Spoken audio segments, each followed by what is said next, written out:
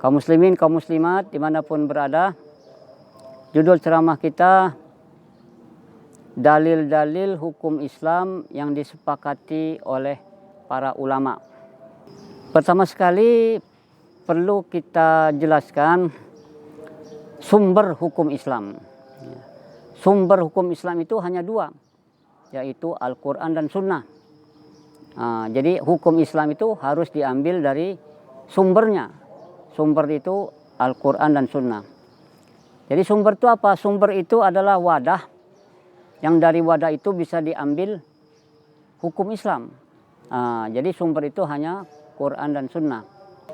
Kemudian ada dalil, dalil hukum Islam. Kalau dalil itu petunjuk yang membawa kita bisa mengambil sebuah hukum. Itu namanya dalil. Jadi yang dalil ini, dalil yang disepakati itu pertama Al-Quran, kedua Sunnah, ketiga ijma, keempat qiyas. Jadi Quran dan Sunnah dia sebagai sumber, juga bisa sebagai dalil petunjuk yang bisa mengantarkan kita mencari hukum Islam. Jadi dalil yang disepakati itu Al-Quran, Sunnah, ijma, dan qiyas. Mari kita lihat sebentar. Al-Quran itu adalah ucapan Allah yang berbahasa Arab, yang mengandung mukjizat, diturunkan oleh Allah melalui malaikat Jibril kepada Nabi Muhammad SAW, diturunkan secara mutawatir, diawali dengan surat Al-Fatihah, diakhiri dengan surat An-Nas. Membacanya bernilai pahala, itulah dia Al-Quran. Kemudian yang kedua Sunnah. Sunnah ini secara bahasa artinya kebiasaan. Jadi sunnah Nabi itu artinya kebiasaan Nabi. Tapi sunnah ini ada sunnah qauliyah, sunnah Nabi dalam bentuk ucapan, qala Rasulullah. Ada sunnah fi'liyah, sunnah Nabi dalam bentuk perbuatan, ada sunnah takririyah. Di mana sahabat berbuat di depan Nabi, Nabi diam saja, berarti Nabi membolehkannya. Mari kita lihat contoh dalam sebuah hukum. Dalam satu ayat bisa diambil beberapa hukum. Contoh, Allah SWT berfirman, wa 'alal mauludi lahu rizquhunna wa kiswatuhunna bil ma'ruf. Ayat ini berarti apa? Kewajiban bagi bapak memberikan rizki, memberikan nafkah kepada istri dan anak-anaknya, memberikan nafkah, belanja, dan tempat tinggal kepada istri dan anak-anaknya. Jadi hukum pertama yang dapat diambil dari ayat ini, kewajiban seorang suami memberikan nafkah kepada istri dan anak-anaknya, dan juga tempat tinggal, ya, sandang, pangan, papan. Ini hukum yang pertama bisa diambil dari ayat ini. Hukum yang kedua bisa diambil dari ayat yang satu ini, bahwa nasab seseorang dihubungkan kepada bapaknya. Jadi kalau kita punya nama Ahmad, maka harus kepada bapaknya. Misalnya bapaknya Sofyan, maka Ahmad bin Sofyan. Ya, tidak boleh kepada ibunya. Kalau namanya misalnya Fatimah, bapaknya bernama Ahmad, maka namanya Fatimah binti Ahmad.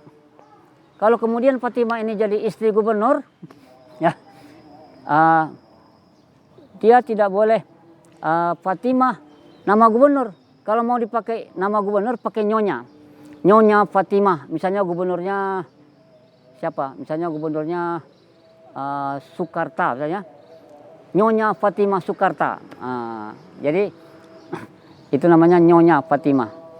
Jadi hukum yang kedua, nasab itu dinasabkan kepada bapak. Yang ketiga, berapa besar nafkah yang harus diberikan oleh suami kepada istrinya, berapa belanjanya, berapa beli bajunya, berapa per hari.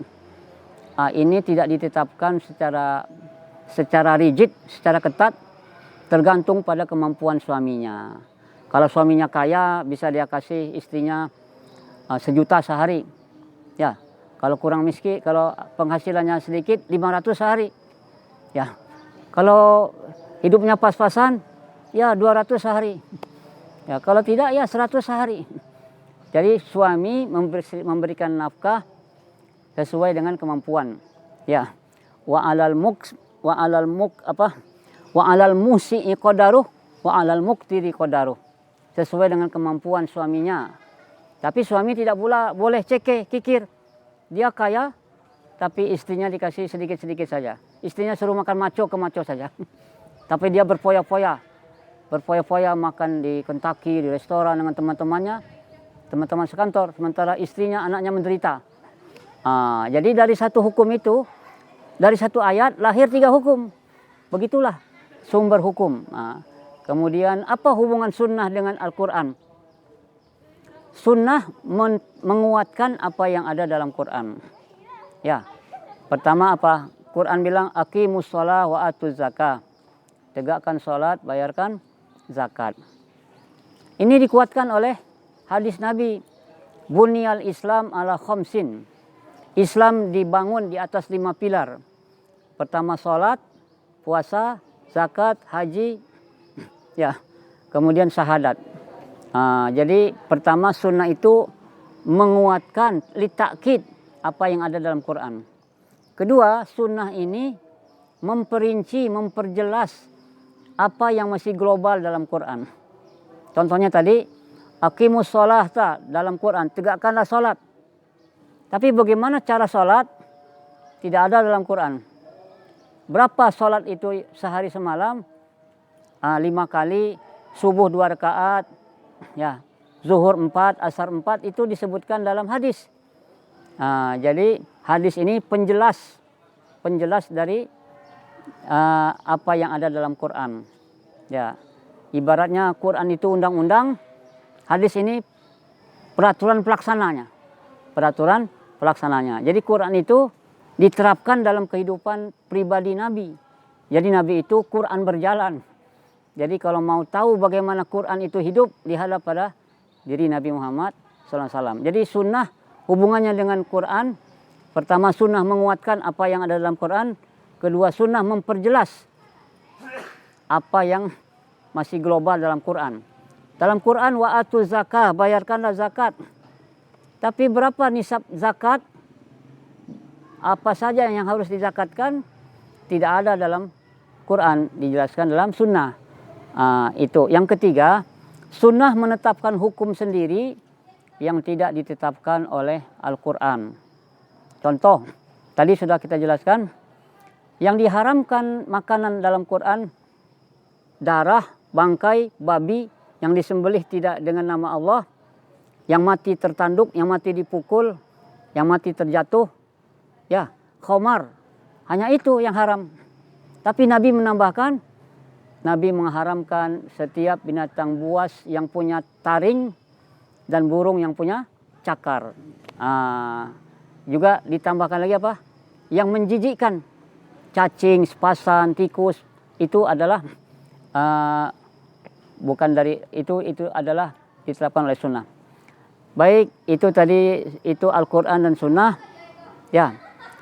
Kemudian ijma. Ijma ini kesepakatan ulama pada suatu masa tentang hukum tertentu. Jadi tidak ada yang berbeda. Ijma ini ada kesepakatan yang umum. Hal-hal yang umum dalam agama itu disepakati. Misalnya apa? Sholat itu 5 waktu. Itu sepakat orang tuh. Sepakat ulama. Maka kalau ada yang berpendapat sholat itu cuma 3 atau sholat itu cuma 1, itu menyalahi kesepakatan ulama atau konsensus, ya. Puasa itu Ramadan, itu namanya kesepakatan. Di samping ada Quran, itu sudah kesepakatan ulama. Pergi haji itu ke Mekah, itu sepakat. Kalau ada yang bilang pergi haji ke tempat lain, pergi haji ke Lahore, atau pergi haji ke Pariaman, atau pergi haji ke Gunung Kidul, itu sudah jelas salah. Jadi kesepakatan tentang hal-hal yang sudah umum, namanya al-ijma' ala ma'lum minad din bid-darurah. Tidak boleh ada berbeda. Babi itu haram, sepakat semua. Di samping ada ayatnya, semua ulama sepakat. Tapi sekarang ada yang bilang babi yang haram itu babi di zaman Nabi katanya. Karena di zaman Nabi babi makanannya kotor. Sekarang babi makanannya bersih. Kalau begitu babi halal. Tidak. Babi tetap sampai kapanpun babi itu haram. Itu. Kemudian yang keempat namanya qiyas. Qiyas ini menyamakan kasus-kasus yang belum ada hukumnya, kasus-kasus baru yang belum ada hukumnya, disamakan dengan yang sudah ada hukumnya dalam Quran. Karena ayat Quran terbatas, hadis terbatas, ayat Quran dan hadis tidak bertambah lagi setelah Nabi Muhammad meninggal dunia. Sementara kasus-kasus kejadian bertambah terus. Ya, dengan kemajuan ilmu pengetahuan teknologi, kasus bertambah. Maka bagaimana cara menetapkan hukum yang baru? Dicari persamaannya dengan yang ada dalam Quran. Contoh, sabu-sabu, narkoba, heroin, kokain tidak ada dalam Quran secara tekstual. Tapi dicantelkan, disamakan dengan khamar. Apa persamaannya? Sama-sama memabukkan. Jadi sabu-sabu, heroin, kokain haram seperti haramnya khamar. Ya, PSK, pekerja seks komersial, WTS, lonte, poyo tidak ada tersebut dalam Quran. Tapi disamakan dengan zina. Lotre, wahwe, BT, judi itu disamakan dengan al-maisir. Jadi dengan demikian Al-Quran dan Sunnah walaupun ayatnya terbatas, tidak bertambah lagi setelah Nabi Muhammad, tapi dia bisa menetapkan hukum untuk segala kasus yang baru terjadi. Maka di sini perlu ijtihad para ulama. Saya kira demikian, mudah-mudahan yang singkat ini dapat dipahami. Wabillahi taufiq wal hidayah. Assalamualaikum warahmatullahi wabarakatuh.